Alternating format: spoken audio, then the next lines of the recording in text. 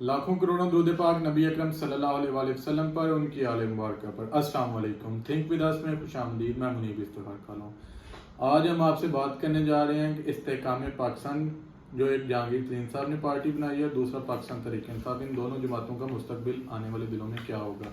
और जहांगीर तरीन साहब ने अगर पार्टी बनाई है तो उनको आया कि इसमें कामयाबी हो सकती है कि नहीं, और आया कि जहांगीर तरीन साहब ने जो पार्टी बनाई है ये वफाक की अलामत है या ये सिर्फ पंजाब की हद तक है, ये वस्ती पंजाब तक है, ये जनूबी पंजाब तक है, और आया KPK में उनका क्या लाहे अमल होगा और सिंध में उनका क्या लाहे अमल होगा। आया कि इन दोनों सूबों में भी उनको मकबूलियत मिल सकेगी। जिस तरह जो पाकिस्तान तहरीक इंसाफ के मेम्बरान ने उनको ज्वाइन किया, क्या सिंध और KPK से भी ज्वाइन करेंगे। और दूसरा जो मेन फैक्टर है वो शाह महमूद कुरैशी साहब और असद उमर साहब, और जो मेन फैक्टर हैं जो अपना अभी तक की इतलात के मुताबिक नया ग्रुप बनाने जा रहे हैं, परवेज़ खटक साहब। आया कि परवेज़ खटक साहब इस्तेहकाम पाकिस्तान पार्टी को ज्वाइन करेंगे या वो अपना ग्रुप बनाएंगे और उनकी ग्रुप की मकबूलियत किस कदर होगी।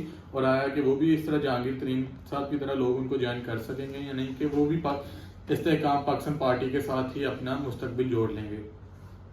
जो मेन सिनेरियो है जी, जैसा कि आप सबको मालूम है कि जहांगीर तरीन साहब ने जब ये 9 मई वाला वाक़या हुआ उसके बाद, क्योंकि उससे पहले तो जब भी उनके क्लैश हुआ इमरान खान साहब के साथ, उन्होंने चुप साध ली हुई थी, और जो उन्होंने चुप का रोज़ा तोड़ा है वो 9 मई के वाक़े के बाद तोड़ा है। 9 मई के वाक़े के बाद वो दोबारा से एक्टिव हुए हैं। उन्होंने अलीम खान साहब जो कि सियासत से लातल्लुकी का ऐलान कर चुके थे, उन्होंने कहा था मैं अब अपना मीडिया ग्रुप है उसी को चलाऊंगा और अपने जो प्रॉपर्टीज़ का बिजनेस है उसको टेक ओवर करूंगा और उसको ये कैरी ऑन करूंगा। लेकिन अब जो मेन मसला है ये समझने कि वो भी एक्टिव हो चुके हैं, उन्होंने जहांगीर तरीन साहब के साथ मिलकर इस्तेहकाम पाकिस्तान पार्टी की बुनियाद रख ली है।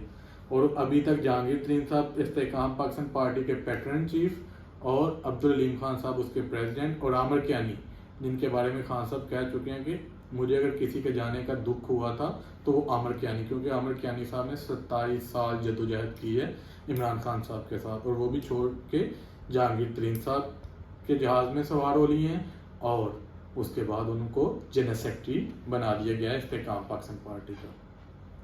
अब आपसे जो मेन फैक्टर है यानी कि शाह महमूद कुरैशी, जहांगीर तरीन, असद उमर और परवेज़ खटक, इनके ऊपर बात करनी है। आया कि इनका क्या मुस्तकबिल होगा, और इमरान खान साहब की पार्टी पाकिस्तान तहरीक इंसाफ जिसके वाइस चेयरमैन अभी तक शाह महमूद कुरैशी साहब, इमरान खान साहब की जो पार्टी है वो इस वक्त कहाँ खड़ी है, हमने इसके ऊपर बात करनी है।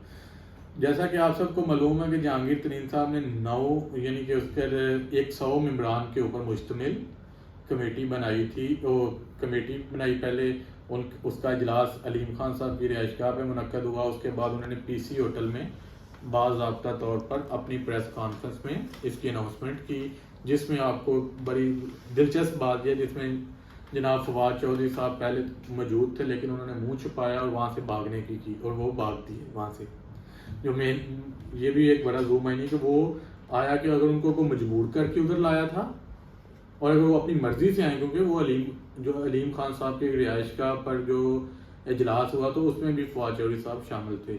लेकिन जब ये पार्टी की बागडोर, और क्योंकि फवाद चौधरी साहब पाकिस्तान तहरीक इंसाफ के तर्जुमान रहे हैं और वो एक मीडिया में अपना अच्छा खासा नाम रखते हैं, उनका स्पीकिंग पावर भी माशाल्लाह से अच्छी है, लेकिन जिसने इस्तेहकाम पाकिस्तान पार्टी की बुनियाद रखी कि वो स्टेज की जीनत नहीं बने हुए थे, वो पिछली सीटों पर बैठे थे और वहाँ से उन्होंने राह ले ली बाहर की, वो वहाँ से चले गए। लेकिन जो मेन मसला है वो जहांगीर तरीन साहब आया कि वो ये देख रहे हैं कि वो सिर्फ वफाक की अलामत है, वो अपने आप को तो वफाक की अलामत कह रहे हैं, लेकिन अभी तक जो उनकी ज्वाइनिंग हुई है वो सिर्फ पंजाब से हुई है, और वो भी इसी सूरत हाल को लेके थोड़े से ना तजब्जब का शिकार हैं। और उन्होंने इस सिलसिले में अब तो उनकी पार्टी का कोई मंशूर वगैरह भी सुनने में आ रहा है कि वो बन रहा है, लेकिन जो मेन मसला ये है कि उनको अभी तक जो पंजाब के बाहर उनको कामयाबी नहीं ना मिल रही, ये उनके लिए थोड़ी सी परेशान कौन थी। उनको उम्मीद थी कि शायद परवेज़ खटक साहब उनको ज्वाइन कर लेंगे, लेकिन अभी तक के हालात के मुताबिक परवेज़ खटक साहब उनको ज्वाइन नहीं कर रहे, वो अपने एक नया ग्रुप बना रहे हैं। क्योंकि परवेज़ खटक साहब एक्स चीफ मिनिस्टर रहे हैं, उनके 40 साल उनको सियासत में हो गए हैं, वो KPK की सियासत के दाव पेज को समझते हैं। उन्होंने अपने जो अभी तक की इतलात के मुताबिक वो KPK में अपना ग्रुप बना रहे हैं, जिसको पाकिस्तान तहरीक इंसाफ ने अभी तक उनको शोकाज नोटिस भी जारी कर दिया, वो कि अभी तक उन्होंने जवाब दाखिल नहीं करवाया, और अभी तक वो खुद को पाकिस्तान तहरीक इंसाफ का ही मेंबर कह रहे हैं, उन्होंने अब तक से इस्तीफे दिए हैं। لیکن پاکستان تحریک انصاف نے ان کو شو کاز نوٹس جاری کر دیا ہے. اب دیکھنا یہ ہے کہ ان کا شو کاز نوٹس کا وہ کیا جواب دیتے ہیں. ان کا جواب جو ہے وہ بڑا معنی خیز ہوگا. اور کیونکہ شو کاز نوٹس میں ان کو یہ جاری کیا گیا کہ وہ KPK میں ممبران کو توڑ کے ایک نئے گروپ کی جانب لے کے جا رہے ہیں اور وہ نئے گروپ کی قیادت وہ خود کریں گے. شاہ محمود قریشی صاحب کیونکہ ابھی تک میرے سمجھنے میں ہے کہ وہ جہانگیر ترین صاحب کے ساتھ تو وہ جا نہیں سکتے. پاکستان پیپلز پارٹی کو وہ چھوڑ کے آئے ہوئے ہیں, نون لیگ کو وہ چھوڑ کے آئے ہوئے ہیں.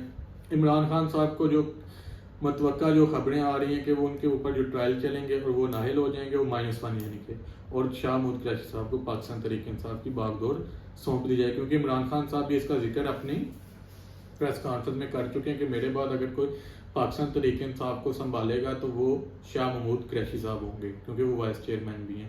اور اسد عمر صاحب بھی آپ نے پچھلے ابھی ان کی جو عدالت میں پیش ہیں, اسد عمر صاحب اور اسد کیسر صاحب بھی ان کے ساتھ تھے. یعنی کہ اسد عمر صاحب بھی ابھی تک کوئی فیصلہ نہیں کیا, وہ بھی ابھی تک پاکستان تحریک انصاف میں ہی. جہانگیر ترین صاحب کے لیے جو مین مسئلہ ہے وہ یہ ان کے درد سر بنا ہوا ہے کہ ابھی تک ان کو اس کے بعد 100 ممبران کے بعد ابھی تک جوائننگ نہیں ہوئی. اور عمران خان صاحب کے بقول ان کے ساتھ ابھی تک صرف 40 ممبران گئے ہیں.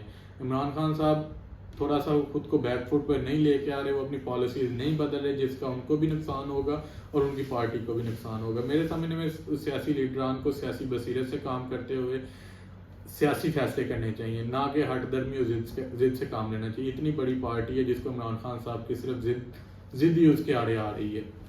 جہانگیر ترین صاحب کو جو آپ نے دیکھنا ہوگا کہ ان کو جو سندھ سے جس دن انہوں نے پارٹی کی باغ ڈور سنبھالی تھی, 3 ممبران نے ان کو جوائن کیا تھا سندھ سے, جو مین ممبران تھے, جس میں مولوی محمود, ایکس گورنر 27 سال پاکستان تحریک انصاف کے ساتھ جناب عمران اسماعیل, ماتھے پہ گولی مار دوں گے لیکن تحریک انصاف نہیں چھوڑوں گا جناب علی زیدی 27 سال.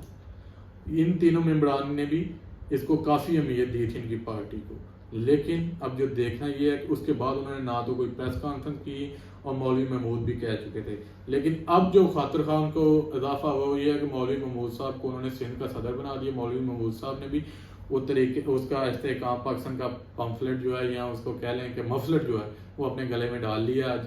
تو وہ بھی آج باضابطہ طور پر ہو رہی ہیں. لیکن جو بڑی خاموشی ہے وہ فواد چودھری, علی زیدی اور عمران اسماعیل کی ہے کہ وہ ان کا اونٹ کس کروٹ بیٹھے گا.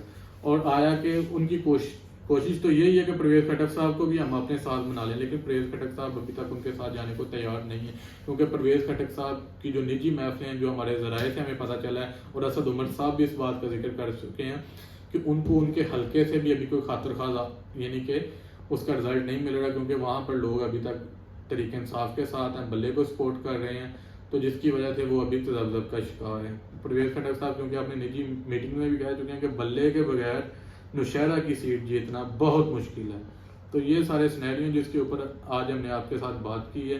انشاءاللہ تعالی آنے والے ویلاگ میں ہم استحکام پاکستان اور پاکستان تحریک انصاف اور الیکشن کے اوپر بھی آپ سے بات کریں گے کہ الیکشن کا جو ابھی, اور دوسرا یہ جو ابھی چل رہا ہے اسلام آباد سپریم کورٹ آف پاکستان میں کیس چل رہا ہے, اس کے اوپر بھی بات کریں گے انشاءاللہ آنے والے ویلاگ میں. بہت شکریہ, السلام علیکم.